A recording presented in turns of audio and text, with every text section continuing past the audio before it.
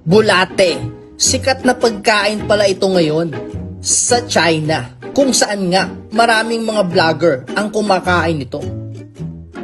Ang una nilang ginagawa ay hinuhugasan nila ang kanilang mga biniling bulate, sabay lalagyan ng suka. At dito nga, makikita nyo, naggagalawan pa at siguradong buhay na buhay pa ang mga bulate. Ito nga isang vlogger ay nagpakita ng kanyang paggawa ng magandang recipe at masarap na recipe ng bulate. At pagkatapos nga ay pinatuyunan niya ito at sinubukan na niyang tikman. Yummy!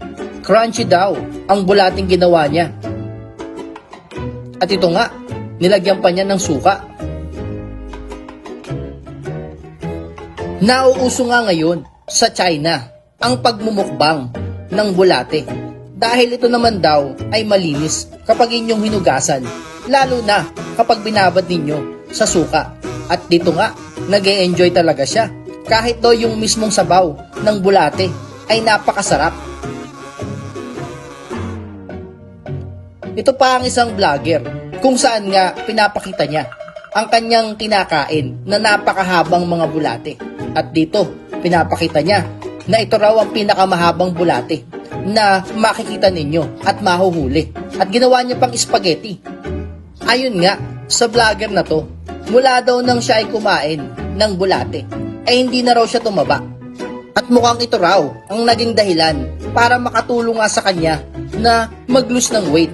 Dahil daw dati, nung siya ay gumagawa ng mga mukbang videos, napakataba daw niya. Sobrang sikat na talaga ang pagkain ng bulate dito nga sa China. At marami na rin silang mga ginagawang teknik para nga makapanghuli ng mga bulate. Meron na nga rin silang farm kung saan dito hindi sila nauubusan ng bulate. Meron pa ngang albularyo dito sa China at pinakita niya ang kanyang teknik. Kinakaskas niya ang bakal ng kanyang itak. At dito nga, magsisimula ng maglabasan ang mga bulate sa lupa. Grabe, akala mo ay kinakantahan ang mga bulate na biglang naglabasan. At dito nga, ginagawa niya itong tostado. At pagkatapos, babasahan niya muna ito ng dasal. At gagawin niya itong tsaa para masarap daw itong inumin. Kahit nga yung mga maliliit na bulate ay hindi na nakaligtas.